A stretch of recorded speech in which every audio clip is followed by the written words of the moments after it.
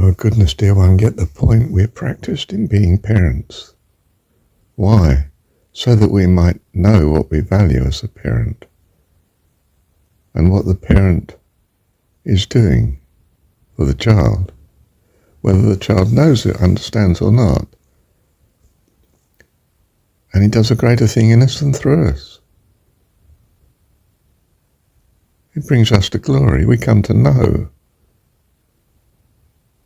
better, closer, dearer. What a perfect Dad is, perfect God, our Heavenly Dad. Or Divine Mother, or, whatever. Get to the essence of it, dear one.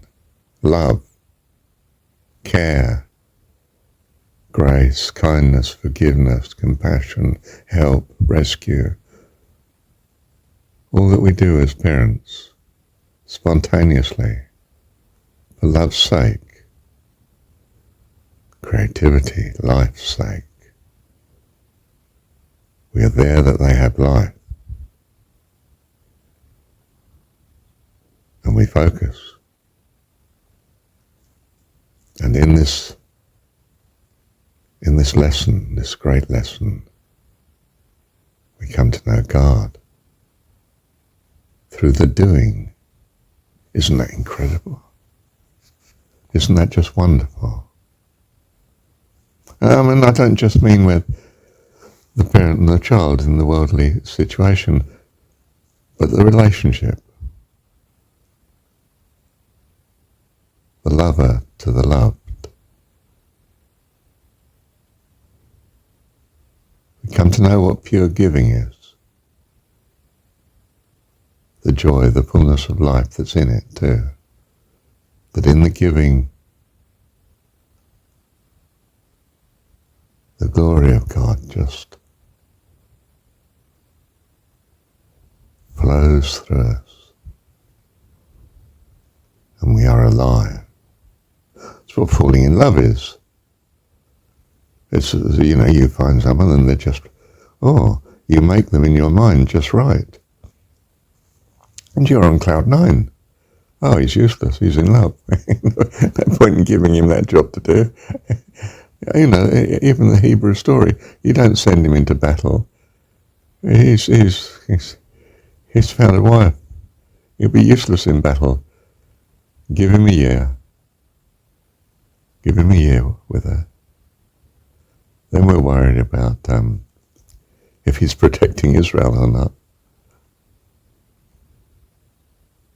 Amazing, isn't it? These religions enshrine all sorts of bits and traces of wisdom and understanding and experience.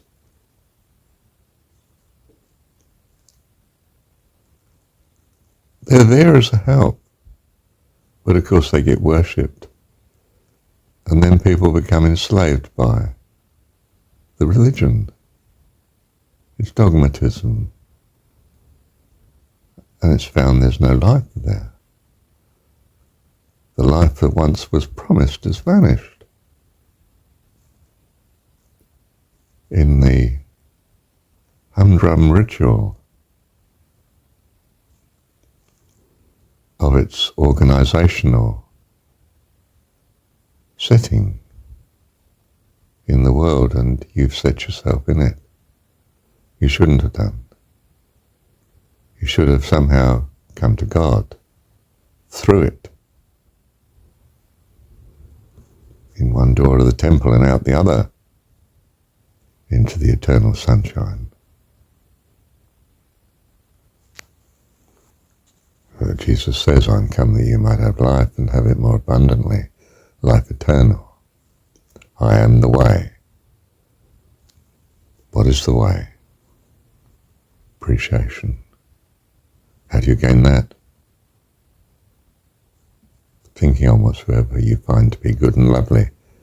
You'll change your opinion as time goes by in subtle ways, and sometimes quite major, as to what is good and lovely, through your experience of loving what you see is good and lovely. And so we come honing in onto the personification of all loveliness,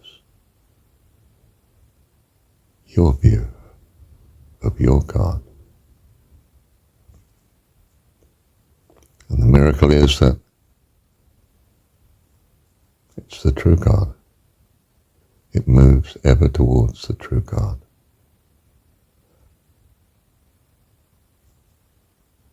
Life abundant, life eternal, creator of all, sustainer, lover of all, you see. So much so it has all in communion forever. His great, wonderful family of mature adults that were once children. In this experience, in what we call the world, the mix of good and evil,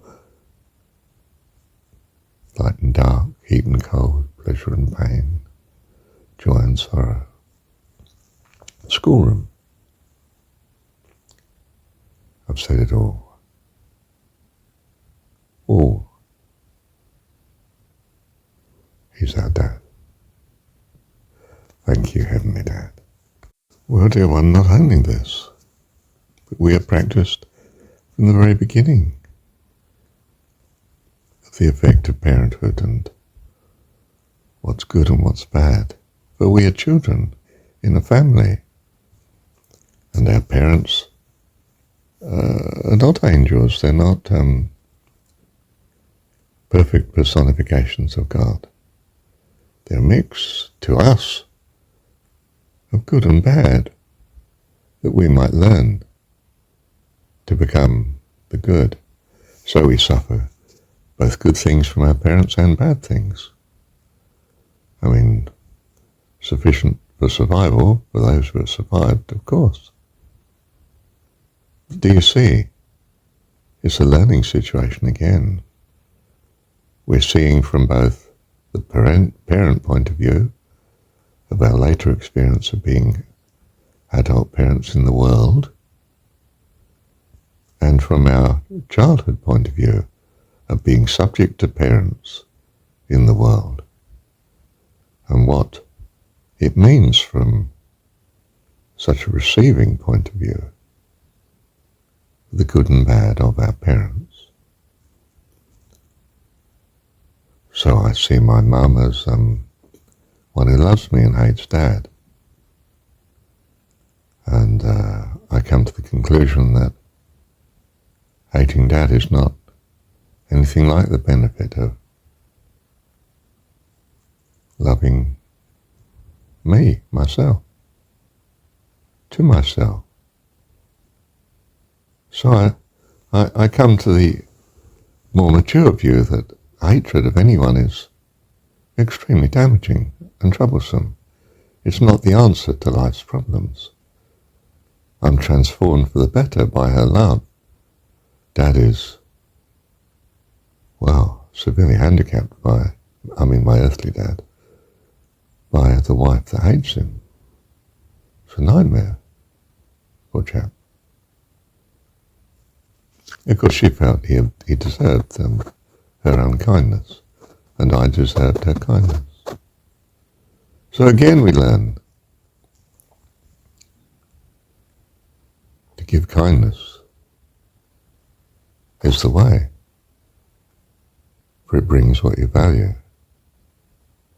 To give unkindness is a disaster, and you avoid it like the plague in your life, if you can.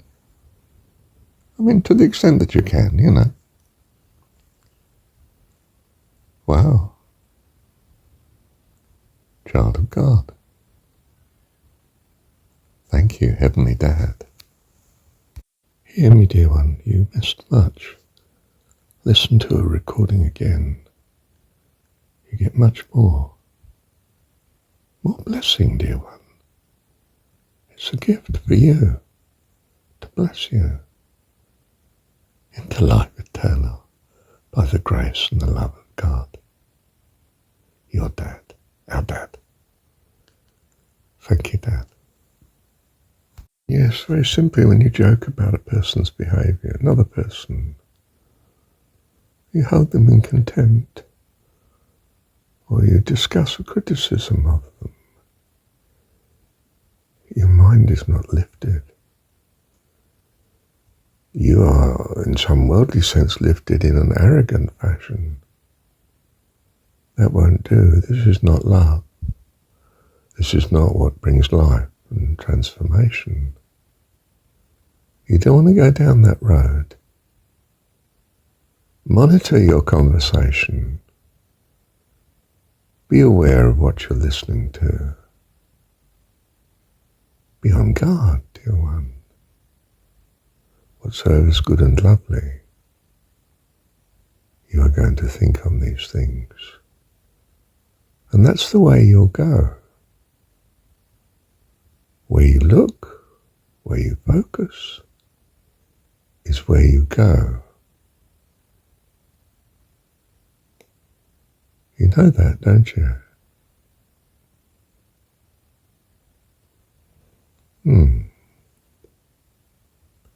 You know, if you're in difficulty, you look for a way out. You see the way out, you take it.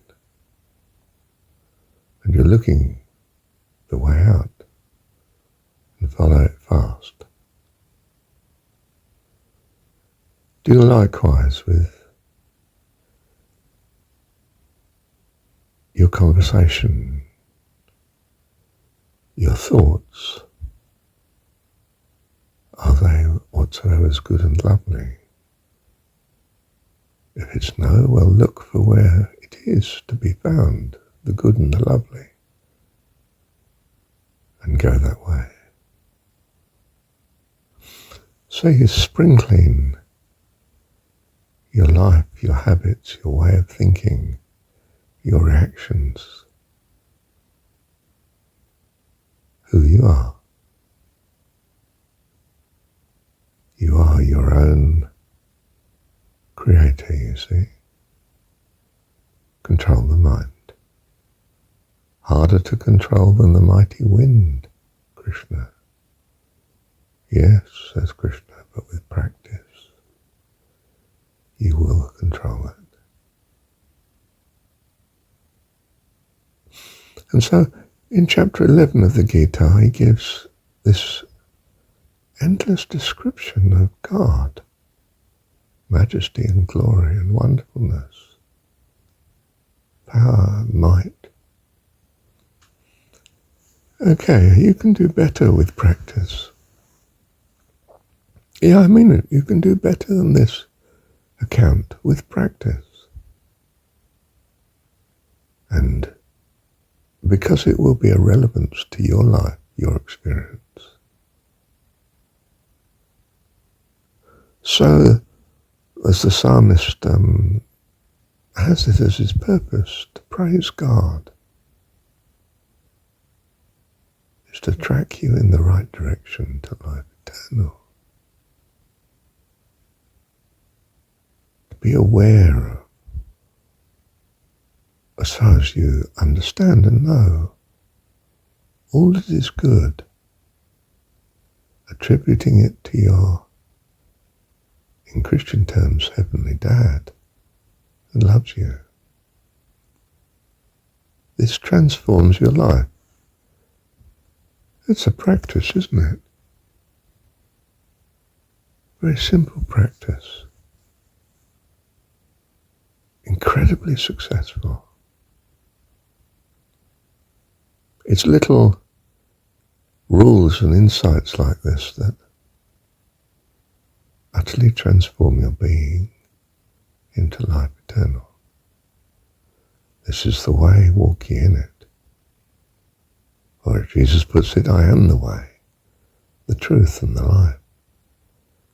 No man cometh unto the Father but by this way, by me, that I personify here. Whatsoever is good and lovely, dear one, think on these things. Thank you, Heavenly